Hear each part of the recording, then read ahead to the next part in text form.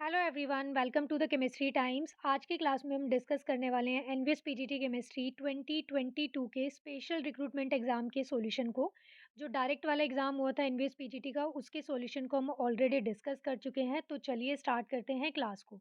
तो देखो, first question क्या है। The molarity of HNO3 in a sample of concentrated nitric acid that contains 68% by weight of HNO3 and has a density of 1.4 ग्राम पर ml is। यहाँ पर देखो, इस क्वेश्चन में आपसे क्या पूछा है, उसने मोलारिटी पूछी है कि मोलारिटी फाइंड आउट करनी है। और मोलारिटी के लिए आपको ये जो डाटा गिवन है ना, देखो ये फॉर्मूले के अकॉर्डिंग डायरेक्ट डाटा आपको गिवन नहीं है, ये सारा ही इनडायरेक्ट डाटा गिवन है। यानी कि आपको जो भी इन्फॉर्मेशन गिवन है, इस वाली इन्फॉर्मेशन से पहले कैलकुलेशन करके जो जो फॉर्मूले के अकॉर्डिंग मोलारिटी के आपको टर्म्स चाहिए, उनको कैलकुलेट करना पड़ेगा। फिर उसके बाद आप मोलारिटी को फाइंड आउट कर सकते हो। तो देखो, मोलारिटी का फॉर्मूला क्या होता है। मोलारिटी का फॉर्मूला होता है मोल्स ऑफ सोल्यूट अपॉन में वॉल्यूम ऑफ सॉल्यूशन।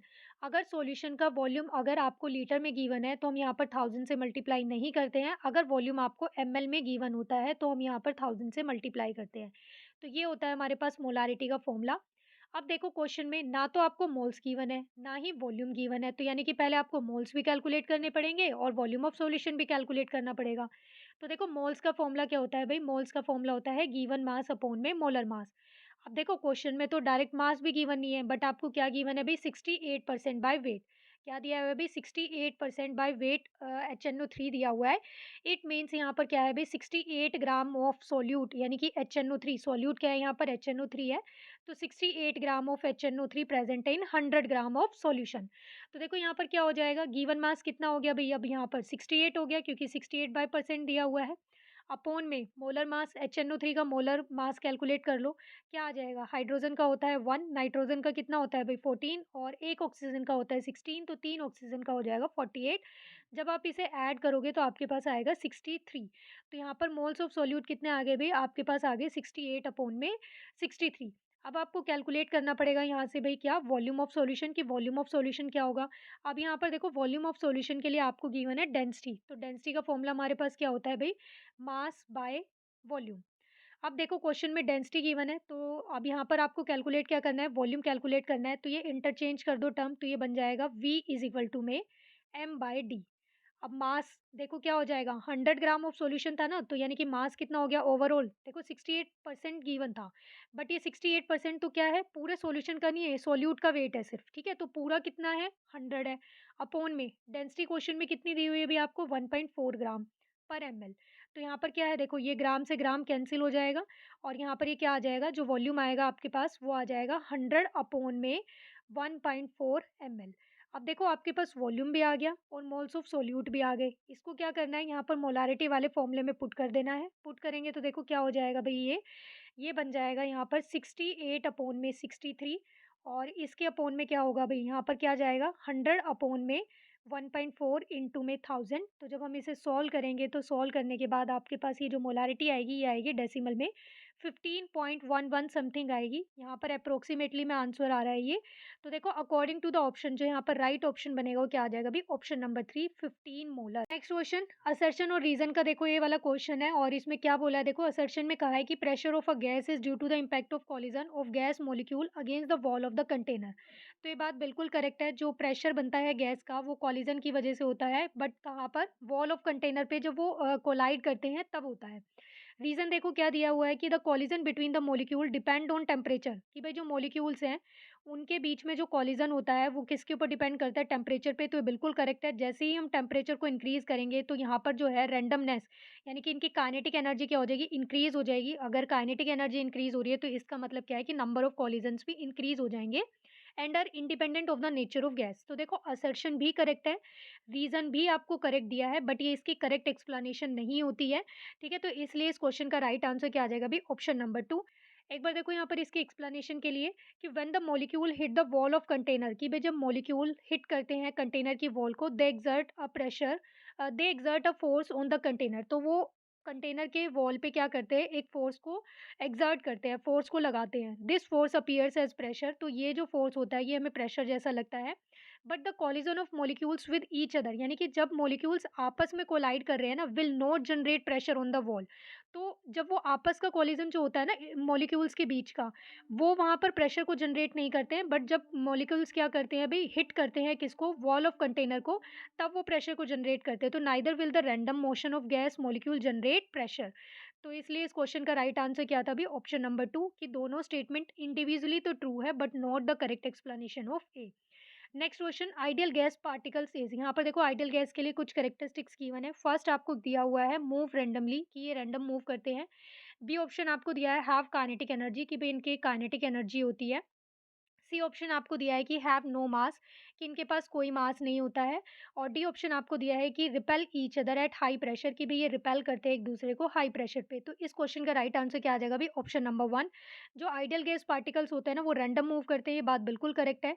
और हैव नो काइनेटिक एनर्जी, देखो अगर रैंडम मूव कर रहे हैं तो काइनेटिक एनर्जी तो होगी ही ऑब्वियसली, तो यानी कि बी ऑप्शन इनकरेक्ट हो जाएगा। अब जिसमें भी बी दिया हुआ है आपको, वो ऑप्शन तो वैसे ही कट हो जाएंगे। देखो थर्ड गया, फोर्थ गया, अब बचा क्या है, देखो 1 और 2 में से गया है। अब यहाँ पर क्या है, सी ऑप्शन हैव मास, तो यहाँ पर जो पार्टिकल्स होते हैं ना, हम उनको क्या मानते हैं, नेग्लिजिबल मास वाले पार्टिकल्स को मानते हैं, पॉइंट मास पार्टिकल मानते हैं। तो इसलिए इस क्वेश्चन का राइट आंसर क्या आ जाएगा भी, ऑप्शन नंबर 1, कि ए करेक्ट है और सी करेक्ट आपको दिया है।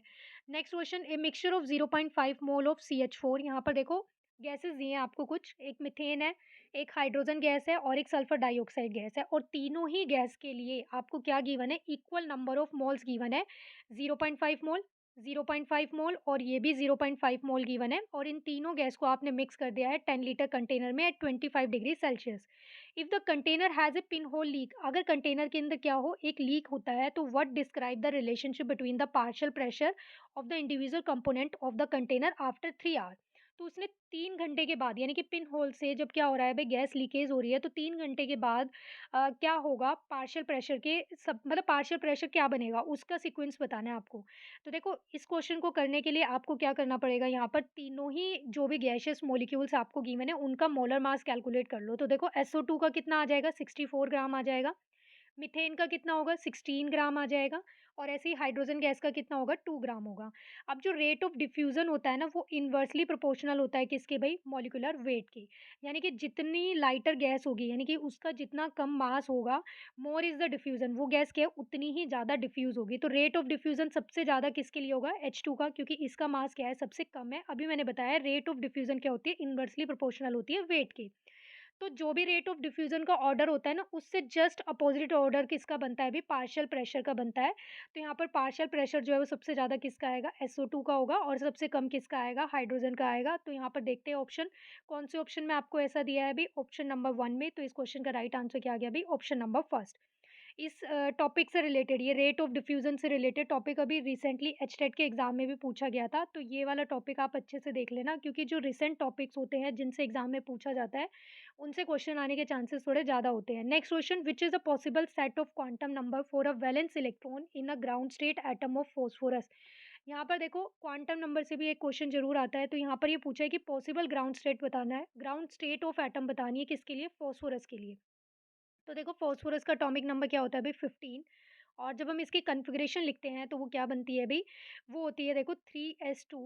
यहाँ पर लास्ट में क्या होता है, देखो 15 है ना, तो जब 15 तक, यानी कि 1s2 2s2 2p6, फिर इसके बाद क्या होता है भाई 3s2। 3s2 होने के बाद यहाँ तक कितने इलेक्ट्रॉन हो गए भाई, 12। अभी 3 इलेक्ट्रॉन और बचे हैं, तो यहाँ पर ये क्या बनता है भाई, 3p3।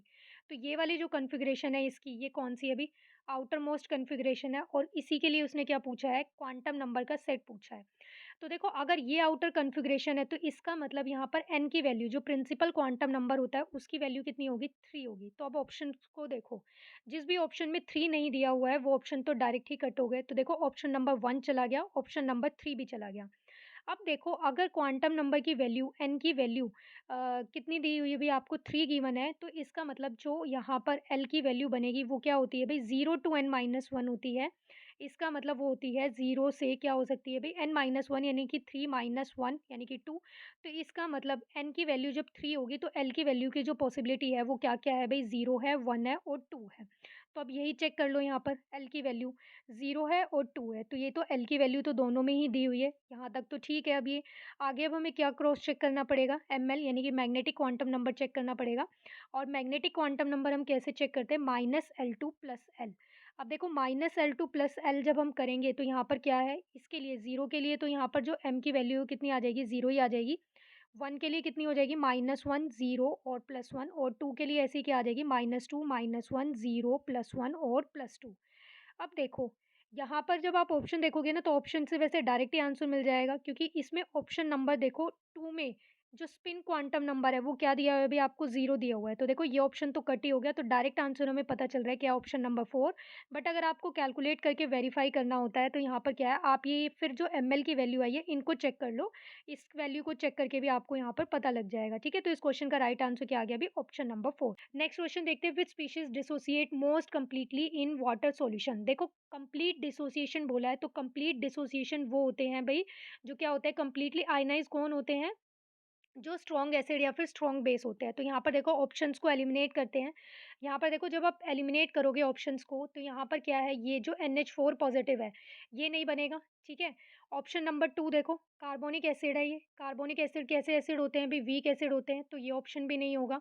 फिर यहाँ पर क्या है देखो, option number 3 nitric acid HNO3, ये क्या होता है, स्ट्रॉन्ग एसिड है। तो स्ट्रॉन्ग एसिड है तो कंप्लीटली क्या हो जाएगा, डिसोसिएट हो जाएगा, आयनाइज हो जाएगा। तो इस क्वेश्चन का राइट आंसर क्या आ गया, अभी ऑप्शन नंबर 3, ठीक है। अब देखो यहाँ पर ये जो NH4 पॉजिटिव दिया है ये क्या है भई, यहाँ पर प्रोटॉन डोनर बनेगा, ठीक है।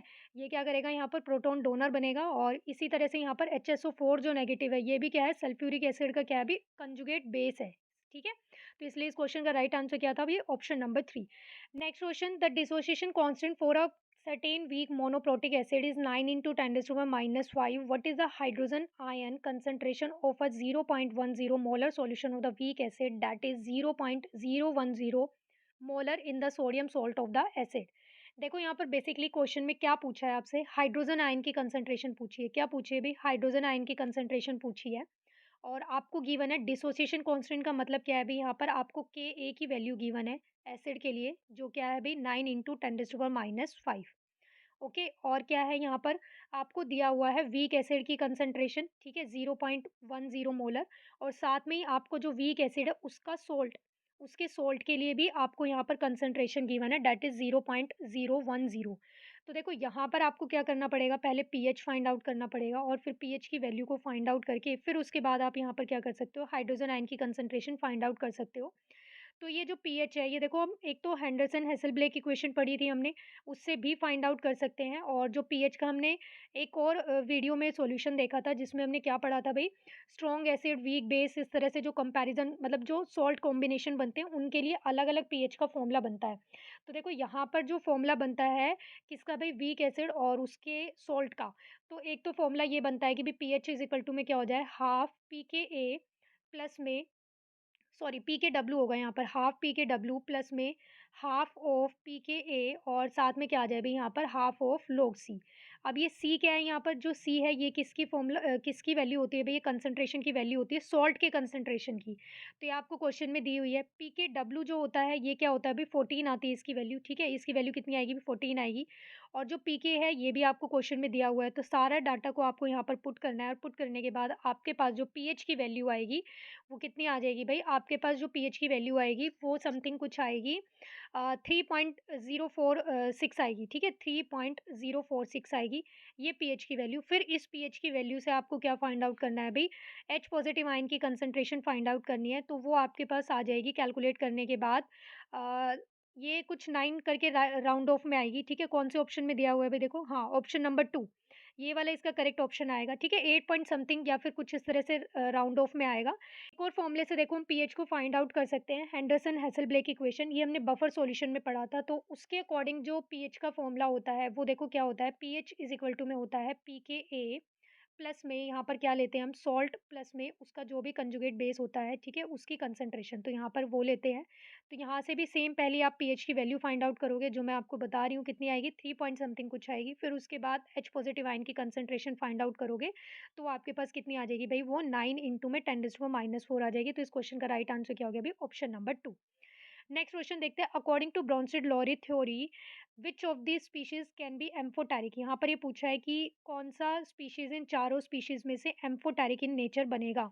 तो देखो एम्फोटेरिक इन नेचर कौन होते हैं भाई, जो एसिड के साथ भी रिएक्शन करते हैं और बेस के साथ भी रिएक्शन करते हैं। तो देखो यहाँ पर NH4 पॉज़िटिव आयन है, तो NH4 पॉज़िटिव आयन क्या करेगा अब यहाँ पर देखो, ऑप्शंस को देखते हैं हम पहले, सारे ऑप्शन को ध्यान से देखो, तो इसमें से आपको क्या दिख रहा होगा अभी? Ammonia, option number 2। ये देखो प्रोटॉन को एक्सेप्ट भी करेगा और ये प्रोटॉन को डोनेट भी करेगा। तो जो प्रोटॉन डोनर भी है और प्रोटॉन एक्सेप्टर भी है, वही क्या होते हैं अभी? ब्रोंस्टेड एसिड बेस होते हैं। तो उसके अकॉर्डिंग यहाँ पर एम्फोटेरिक बताना था, तो इसलिए इस क्वेश्चन का राइट आंसर क्या आ गया अभी? Option number 2। देखो ये अमोनिया जो है, इसके पास एक लोन पेयर होता है, ये यहाँ पर क्या करेगा अभी? प्रोटॉन को एक्सेप्ट करेगा, तो ये क्या बना लेगा? अमोनियम आयन बनाएगा। फिर इसी तरह से ये प्रोटॉन को डोनेट करने की टेंडेंसी भी रखता है, तो ये प्रोटॉन डोनर जब बनेगा तो ये क्या करेगा अभी? NH2 नेगेटिव आयन बना लेगा। बाकी सब में देखो ये सिर्फ क्या करेगा? प्रोटॉन को यहाँ पर डोनेट कर सकता है, ठीक है? ये एक्सेप्ट कर सकता है, तो यहाँ पर बट इसके पास क्या है? दोनों टेंडेंसी है, एक्सेप्ट करने की भी और भई डोनेट करने की भी, ठीक है?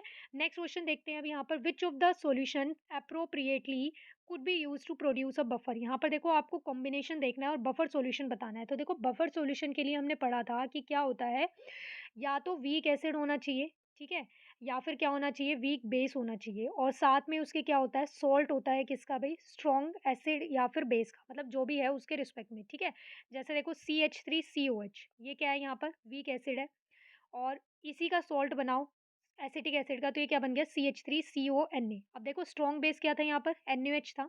इसके स्ट्रॉन्ग बेस के साथ हमने यहाँ पर सॉल्ट बनाया, तो यहाँ पर ये जो कॉम्बिनेशन बना है, ये जो सॉल्यूशन बना है, ये किसका बन गया अभी? यहाँ पर बफर का बन गया और ये कैसा बफर बन जाएगा? एसिडिक बफर बन जाएगा। तो ऐसे ही यहाँ पर आपको क्या करना है? बफर सॉल्यूशन फाइंड आउट करना है। तो देखो बफर सॉल्यूशन में यानी कि एक तो पक्का ही क्या होगा? सॉल्ट होगा और दूसरा क्या होगा अभी? वीक एसिड होगा। तो देखो फर्स्ट ऑप्शन में तो HCl और NH दिए हैं, दोनों ही, एक तो स्ट्रॉन्ग एसिड हो गया और एक स्ट्रॉन्ग बेस हो गया, तो दोनों ही स्ट्रॉन्ग हो गए, तो ये तो बनेगा नहीं। अभी बताया, एक सॉल्ट होना चाहिए, एक वीक एसिड या फिर वीक बेस होना चाहिए। फिर देखो यहाँ पर ऑप्शन नंबर 3 में भी यहाँ पर क्या है? ये नहीं आएगा, ठीक है? ऑप्शन नंबर 4 भी नहीं होगा, option number 2 is the right answer. यहाँ पर देखो क्या है भई? HNO2, HNO2। अब यहाँ पर HNO2 क्या है? वीक एसिड है और इसका जब आप स्ट्रॉन्ग बेस के साथ सॉल्ट देखोगे तो क्या बन जाएगा? NaNO2 बन जाएगा। यहाँ पर ये जो Na है कहाँ से आया अभी? NaOH से आया है। अब जब आप ये फोर्थ ऑप्शन और थर्ड ऑप्शन को देखोगे ना, देखो इसमें कुछ कॉमन ही नहीं है, ठीक है? यहाँ पर तो वो है ही नहीं कुछ कॉमन और इसमें वैसे ही नहीं बनेगा, ठीक है? ये तो बेस हो गया और ये सॉल्ट तो है बट ये इसका नहीं बनेगा। तो इसलिए इस क्वेश्चन का राइट आंसर क्या आ जाएगा अभी? Option number 2। Next question, the forward reaction of auto ionisation of equilibrium for water. यहाँ पर देखो आपको क्या गिवन है अभी? ऑटो आयनाइजेशन गिवन है किसके लिए? वाटर के लिए।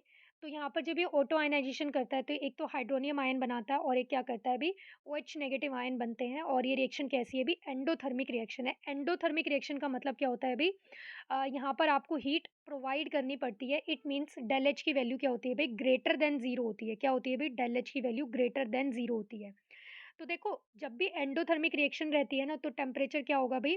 By increasing the temperature, temperature increase करेंगे। अगर टेम्परेचर इंक्रीज करते हैं तो रिएक्शन कहाँ पर जाती है? फॉरवर्ड डायरेक्शन की तरफ जाती है। ये पॉइंट आपको ध्यान रखना है कि एंडोथर्मिक रिएक्शन में अगर टेम्परेचर इंक्रीज करते हैं तो रिएक्शन जो होती है वो फॉरवर्ड डायरेक्शन में शिफ्ट होती है।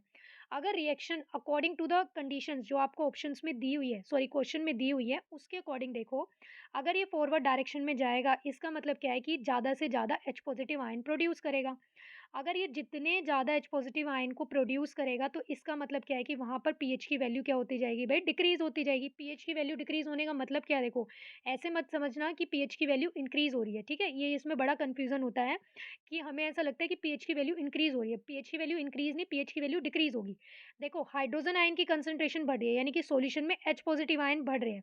सॉल्यूशन ज़्यादा एसिडिक इन नेचर होता जा रहा है। अगर ज़्यादा एसिडिक इन नेचर होता जा रहा है तो पीएच की value should be decreases. PH की वैल्यू क्या होनी चाहिए? डिक्रीज़ होनी चाहिए, क्योंकि देखो जो स्केल होता है उसके अकॉर्डिंग 7 से लेकर 0 तक ये पीएच रेंज रहती है, किसके लिए भी? एसिड के लिए रहती है। 7 न्यूट्रल रहता है और जैसे ही 7 से 0 की तरफ हम बढ़ते हैं तो एसिडिक नेचर क्या होता है? इंक्रीज़ होता जाता है। अगर पीएच की वैल्यू 0 है तो इसका मतलब क्या है कि वो ज़्यादा एसिड है। तो इसलिए हमने बोला है कि पीएच की वैल्यू डिक्रीज़ होगी, पीएच विल डिक्रीज़। तो अब देख लो जिस भी ऑप्शन में पीएच की वैल्यू आपको डिक्रीज़ दी हुई है वो वाले ऑप्शन को रखो, बाकी वाले कट कर दो। तो देखो ऑप्शन नंबर फर्स्ट कट हो गया ऑप्शन नंबर 3 कट हो गया। अब या तो आंसर ऑप्शन नंबर 2 से बनेगा या फिर ऑप्शन नंबर 4 से बनेगा। अब देखो, सॉल्यूशन में क्या हो रहा है, आयनाइजेशन हो रहा है वाटर का और आयनाइज़ होकर H पॉज़िटिव आयन और OH नेगेटिव आयन बन रहे हैं। अब देखो, ये तो बात हुई है कि रिएक्शन सिर्फ़ फॉरवर्ड डायरेक्शन में शिफ्ट करेगी, बट ऐसा तो नहीं है ना कि वहाँ से OH नेगेटिव आयन गायब हो जाएँगे या फिर OH नेगेटिव आयन कुछ और बना लेंगे। अब देखो, वाटर जब आयनाइज़ होगा तो यानी कि एक H पॉज़िटिव आयन और एक OH नेगेटिव आयन बनेगा। यानी कि वहाँ पर जितने हाइड्रोनियम आयन होंगे उतने ही तो हाइड्रॉक्सिल आयन होंगे। तो अगर दोनों आयन्स की कंसंट्रेशन सेम है तो सॉल्यूशन कैसा रहेगा? न्यूट्रल रहेगा। तो इसलिए इस क्वेश्चन का राइट आंसर क्या आ जाएगा भाई? Option number 4। Next question, which of these is not a characteristic of physics option. यहाँ पर देखो, ये पूछा है कि कौन-सा पॉइंट जो आपको दिया हुआ है वो फिजिक्स ऑप्शन के लिए कैरेक्टरिस्टिक नहीं है। तो इसके ऑप्शन को देखने के लिए कि कौन-सा आंसर आएगा, पहले हम एक बार क्या करते हैं अभी फिजिक्स ऑप्शन में डिफरेंस देखते हैं कि फिजिक्स ऑप्शन क्या होता है, केमिस ऑप्शन क्या होता है। तो जो फिजिक्स ऑप्शन होता है उसे हम फिजिकल एड्सॉर्प्शन भी बोलते हैं और जो केमिस ऑप्शन होता है इसे हम केमिकल एड्सॉर्प्शन भी बोलते हैं। और जो फिजिकल एड्सॉर्प्शन होता है इसमें wonder wall force of attraction होती है, यहाँ पर केमिकल बॉन्ड्स होते हैं। ये रिवर्सिबल इन नेचर होता है, ये केमिकल बॉन्ड्स की वजह से हो रहा है, तो इसका मतलब क्या है, यहाँ पर ये इरिवर्सिबल इन नेचर होगा। It is not specific in nature, ये स्पेसिफिक इन नेचर नहीं होता। अब ये केमिस ऑप्शन है, केमिकल बॉन्ड्स हो रहे हैं, केमिकल रिएक्शंस होगी, तो यहाँ पर ये क्या होता है अभी, स्पेसिफिक इन नेचर होता है। इसकी जो एड्सॉर्प्शन एंथैल्पी होती है वो क्या होती है भई, लो होती है, ये एंथैल्पी वाला पॉइंट ध्यान रखना है। और फिर जो केमिस ऑप्शन होता है इसकी जो एंथैल्पी होती है वो क्या होती है भई, हाई होती है as compare to physisorption. और फिर नेक्स्ट पॉइंट देखो क्या है, जो फिजिक्स ऑप्शन होता है लो टेम्परेचर को फ़ेवर करता है और जो केमिस ऑप्शन है ये हाई टेम्परेचर को फ़ेवर करता है। Next point, as a temperature increases, जैसे जैसे टेम्परेचर इंक्रीज होगा तो amount of physisorption taking place decreases. तो ये क्या होता है भाई, आप ये बोल सकते हो कि बाय इंक्रीजिंग द टेम्परेचर, यानी कि ये क्या होता जाता है, डिक्रीज होता जाता है। और ये क्या है फिर, जो केमिस ऑप्शन है इसमें at as the temperature increases the amount of chemisorption taking place increases, ये इंक्रीज ही होता रहता है। और नेक्स्ट पॉइंट क्या है, यहाँ पर वीक वंडरवॉल फोर्सेज है तो ये मल्टी लेयर होता है, ठीक है, ये कैसा होता है भी, मल्टी लेयर होता है। ये वाला पॉइंट्स भी ध्यान रखना है, कई बार पूछा जाता है मल्टी लेयर मोनोलेयर। और यहाँ पर ये क्या होता है भी, केमिस ऑप्शन में क्या होता है, कोवलेंट बॉन्ड्स होते हैं, स्ट्रॉन्ग बॉन्ड्स होते हैं, तो यहाँ पर ये क्या होता है, यूनिमोलिकुलर होता है। नेक्स्ट पॉइंट क्या है, physical adsorption has less activation energy, इसके लिए लेस एक्टिवेशन एनर्जी होती है और यहाँ पर क्या होती है भाई, हाई एक्टिवेशन एनर्जी होती है। तो अब पॉइंट्स देखते हैं। फर्स्ट पॉइंट देखो क्या है भाई, it is specific in nature. तो फिजिकल एड्सॉर्प्शन कैसा होता है भाई, ये स्पेसिफिक इन नेचर नहीं होता है, तो फर्स्ट ऑप्शन ही क्या हो गया, रॉन्ग हो गया। बाकी सारे पॉइंट्स यहाँ पर आपको क्या है भी, करेक्ट ही गिवन है, जैसे कि amount of gas adsorb bye solid depend on nature of gas, ये करेक्ट है। It is reversible in nature, physical adsorption reverse होता है, रिवर्सिबल इन नेचर होता है। फोर्थ ऑप्शन है, extent of adsorption increases with increase of surface area of adsorbent. तो ये भी पॉइंट बिल्कुल करेक्ट है कि सरफेस एरिया इंक्रीज होने से एड्सॉर्प्शन भी क्या होता है, इंक्रीज होता है। इसी से रिलेटेड क्वेश्चन आगे एक और पूछा गया है। Next question, when reacted with water the insecticide DDT decomposes with the half life of 10 years, approximately how many years will it take for 99% of a given sample to decompose once expose to water in surrounding. देखो यहाँ पर क्या दिया है अभी, insecticide है DDT जो कि डिकम्पोज हो रहा है और उसके लिए आपको हाफ लाइफ गिवन है और यहाँ पर T99% कंप्लीट हो रहा है। तो वही क्या पूछा है आपसे भाई, टाइम पूछा है कि T99 how many years will it take, यानी कि 99% जो है वो डिकम्पोज हो जाएगा, तो उसको डिकम्पोज होने में कितना टाइम लगेगा। तो देखो इस क्वेश्चन में ये जितने भी डिकम्पोजिशन वाले इस तरह से रहते हैं क्वेश्चन, ये कैसे ऑर्डर के होते हैं अभी, फर्स्ट ऑर्डर रिएक्शन होते हैं। तो अब यहाँ पर देखो, टी हाफ, यहाँ से आप क्या करोगे, पहले T99 कैलकुलेट करने के लिए यहाँ पर हम टी हाफ वाला फॉर्मूला यूज़ करेंगे और उससे के की वैल्यू को फाइंड आउट करेंगे, रेट कांस्टेंट की वैल्यू को। तो देखो रेट कांस्टेंट क्या हो जाएगा, टी हाफ वाले फॉर्मूले से इट इज़ 0.693 अपॉन में टी हाफ। अब टी हाफ आपको क्वेश्चन में ही गिवन है कितना भी, 10 ईयर, तो 0.693 अपॉन में 10। ये यहाँ पर क्या आ गया अभी, रेट कांस्टेंट की वैल्यू आ गई। अब देखो यहाँ पर आपको क्या करना है, के की वैल्यू फाइंड आउट करनी है। क्या करना है अभी, के की वैल्यू फाइंड ओ सॉरी टाइम फाइंड आउट करना है। तो टाइम को देखो हम कैसे फाइंड आउट करेंगे, टाइम के लिए जो फॉर्मूला हो सकता है वो क्या होगा भाई, फर्स्ट ऑर्डर के लिए वो हो सकता है भाई 2.303 अपॉन में के। अगर आपको रेट कांस्टेंट निकालना होता तो यहाँ पे ये के इस साइड चला जाता, बट यहाँ पर टाइम पूछा है, तो टाइम के लिए क्या हो जाएगा भाई, 2.303 अपॉन में के लॉग ऑफ, क्या आ जाएगा यहाँ पर, ए नोट लेते हैं और यहाँ पर क्या होता है, जो भी बची हुई कंसंट्रेशन रहती है वो, ठीक है, तो यहाँ पर क्या हो जाएगा अभी, ए लिख देती हूँ सिंपली, ठीक है। तो अब यहाँ पर देखो 2.303 अपॉन में के की वैल्यू क्या है आपके पास, ये आई है 0.693 अपॉन में 10, तो यहाँ पर ये पुट कर दो 0.693 अपॉन में 10 लॉग ऑफ ए नोट हम कंसीडर कर लेते हैं कि भाई स्टार्टिंग में जो प्रोडक्ट था वो मतलब रिएक्टेंट था वो आपने मान लिया कितना था भाई 100 था। कितना ले लिया आपने? 100 ले लिया।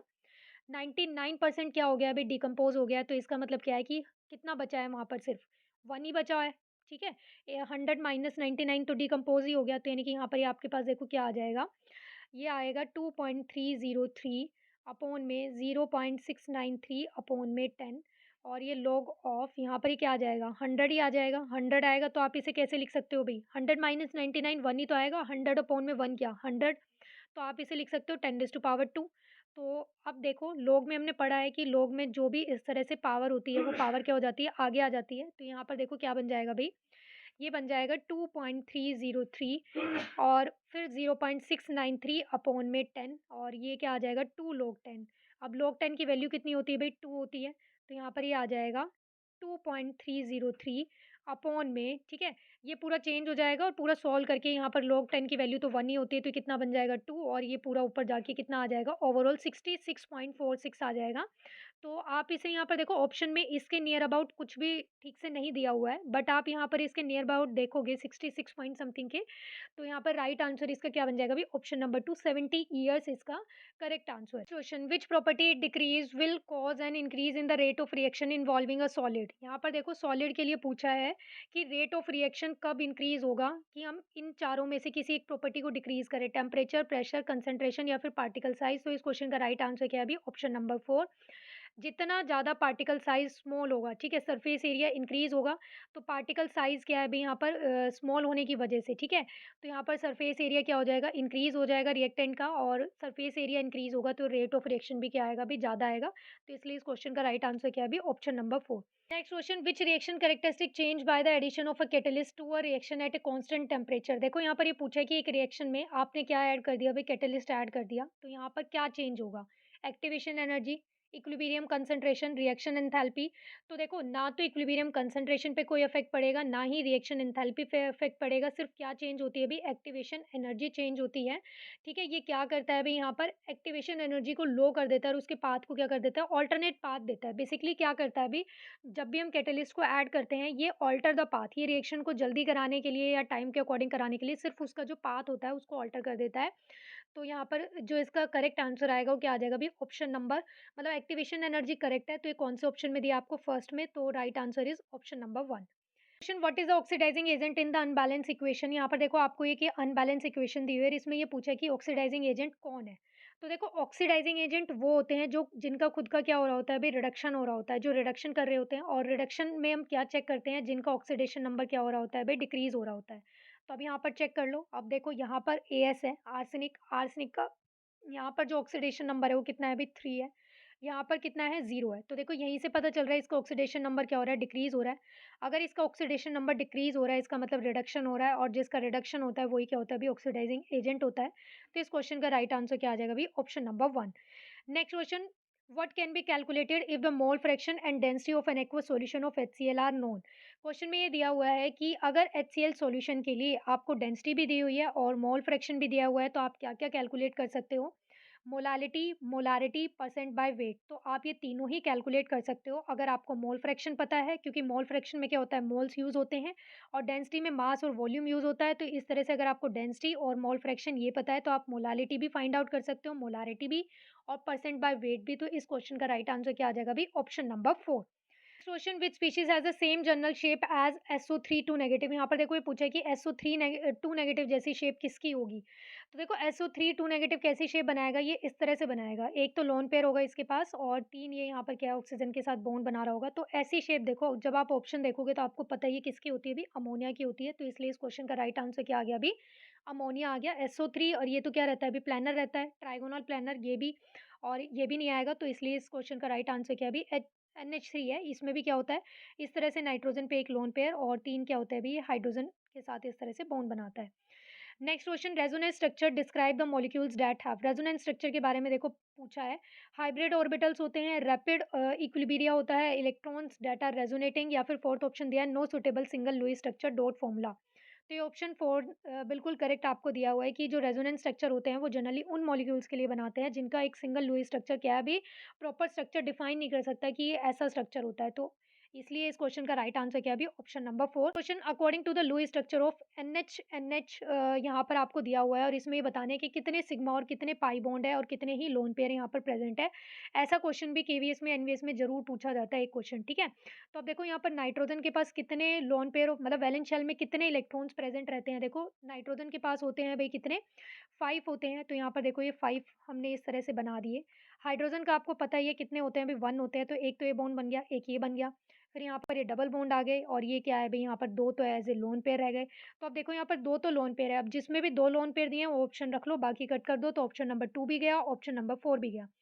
अब देखो यहाँ पर सिग्मा बॉन्ड कितने हैं, 1 सिग्मा 2 सिग्मा। और देखो जब भी डबल बॉन्ड होता है तो उसमें 1 सिग्मा और 1 पाई बॉन्ड होता है, और जब भी ट्रिपल बॉन्ड होता है तो उसमें 1 सिग्मा और 2 पाई बॉन्ड होता है। तो यहाँ पर देखो 1 डबल बॉन्ड है, इसका मतलब 1 सिग्मा यहाँ पर है और 1 पाई बॉन्ड है। तो यहाँ पर देखो कितने सिग्मा हो गए, 3 सिग्मा हो गए और 1 पाई बॉन्ड हो गया। तो इस क्वेश्चन का राइट आंसर क्या आ जाएगा भई, option number 3। Next question. In the Lewis structure for the Br4 negative ion, how many lone pairs of electrons are placed around the central metal atom? यहाँ पर देखो सेंट्रल मेटल एटम के around में ये पूछा है कि कितने lone pair of electrons present है। तो यहाँ पर जो सेंट्रल मेटल एटम है वो कौन है भाई, ब्रोमीन है। और जो ब्रोमीन है देखो, ब्रोमीन के वैलेंस शेल में कितने इलेक्ट्रॉन होते हैं, 7 इलेक्ट्रॉन्स होते हैं, बट -1 है। तो इसका मतलब क्या है, इसके पास एक इलेक्ट्रॉन और है। यहाँ पर कितने इलेक्ट्रॉन्स हो गए भाई, 8 हो गए। अब इन 8 इलेक्ट्रॉन में से आपको पता है फ्लोरीन के वैलेंस शेल में भी 7 होते हैं, इसको अपना ऑक्टेट कंप्लीट करने के लिए एक ही इलेक्ट्रॉन चाहिए। तो यानी कि ब्रोमीन के जो इसमें 4 इलेक्ट्रॉन्स हैं, वो तो फ्लोरीन के साथ इस तरह से यहाँ पर क्या कर रखे हैं भई, मैं प्रॉपर स्ट्रक्चर नहीं बना रही हूँ, सिर्फ़ समझाने के लिए बता रही हूँ। तो यहाँ पर क्या है, इसने 4 तो फ्लोरीन के साथ ऐसे शेयर कर रखे हैं, यानी कि 4 शेयर हो गए। ब्रोमीन के पास स्टिल 4 इलेक्ट्रॉन्स आर अवेलेबल। तो 4 इलेक्ट्रॉन्स का क्या मतलब है, यहाँ पर 2 लोन पेयर्स हैं। तो इस क्वेश्चन का राइट आंसर क्या आ जाएगा भई, option number 3, 2 lone pairs are present on.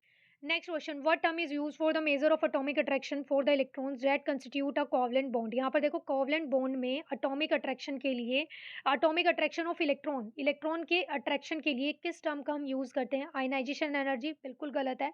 Ionization energy तो क्या होती है भाई, energy required to remove an electron. ये तो रिमूव करने की एनर्जी होती है, अट्रैक्शन की एनर्जी तो नहीं होती है। फिर सेकंड ऑप्शन भी नहीं होगा, बॉन्ड डिसोसिएशन भी नहीं होता, ठीक है। इलेक्ट्रॉन एफिनिटी, ये भी वैसे तो इलेक्ट्रॉन को अट्रैक्ट करने की टेंडेंसी रहती है, ठीक है। बट ये क्या होता है यहाँ पर, देखो क्या पूछा, कोवलेंट बॉन्ड में पूछा है। तो ये कोवलेंट बॉन्ड के लिए जो आएगा, इसका राइट आंसर क्या आएगा भी, ऑप्शन नंबर 4। इलेक्ट्रोनेगेटिविटी की डेफिनेशन में हम ये पढ़ते हैं, tendency to attract the shared pair electron. तो शेयर्ड पेयर इलेक्ट्रॉन कहाँ पर होंगे भाई, कोवलेंट बॉन्ड में ही तो होंगे। तो इसलिए इस क्वेश्चन का राइट आंसर क्या, option number 4। Next question, all the following reaction involve an increase in entropy except. यहाँ पर देखो क्या पूछा है, एक्सेप्ट पूछा है, यानी कि किसमें इंक्रीज नहीं हो रही है एंट्रोपी, ऐसा ऑप्शन आपको चूज करना है। तो देखो फर्स्ट ऑप्शन आपको दिया N2O4 से, यानी कि 1 मोल से 2 मोल बन रहे हैं, तो एंट्रोपी इंक्रीज हो रही है, बिल्कुल करेक्ट। सेकंड ऑप्शन आपको दिया है लिक्विड से क्या हो रहा है, गैसियस स्टेट में जा रहा है, तो एंट्रोपी इंक्रीज होगी, रैंडमनेस बढ़ेगी। तो ये ऑप्शन भी करेक्ट है, यानी कि यहाँ पर भी एंट्रोपी इंक्रीज हो रही है। थर्ड ऑप्शन आपको दिया है कि क्या भी ये सॉलिड से क्या बन रहा है, एक गैसियस बन रहा है और एक सॉलिड मोल बन रहा है। तो यहाँ पर देखो, यहाँ पर भी एंट्रोपी इंक्रीज हुई है, एक से दो प्रोडक्ट भी बने हैं और फिर यहाँ पर क्या है, एक देखो गैसियस प्रोडक्ट बन रहा है, तो यहाँ पर भी एंट्रोपी इंक्रीज हो रही है। फोर्थ ऑप्शन ही आएगा। अब देखो 3 में अगर एंट्रोपी इंक्रीज हो रही है, उसने एक्सेप्ट पूछा था, तो यानी कि फोर्थ ऑप्शन ही क्या है भाई, इसका करेक्ट आंसर है। और वैसे भी आपको ये देखने से समझ में आ रहा होगा, देखो यहाँ पर क्या है, कॉम्बिनेशन रिएक्शन हो रही है। क्या है यहाँ पर, सॉलिड से और ये सॉलिड और ये गैसेस रिएक्ट कर रहे हैं और सॉलिड स्टेट में ये प्रोडक्ट बन रहा है, तो यहाँ पर एंट्रोपी क्या हो रही है, भी डिक्रीज हो रही है। तो इसलिए इस क्वेश्चन का राइट आंसर क्या आ गया अभी, ऑप्शन नंबर 4। तो ये थे आज के क्वेश्चंस। जो बाकी के बचे हुए क्वेश्चंस हैं हम उनको नेक्स्ट और पार्ट्स में डिस्कस करेंगे। तब तक पढ़ते रहना, रिवाइज करते रहना। मिलते हैं नेक्स्ट क्लास में।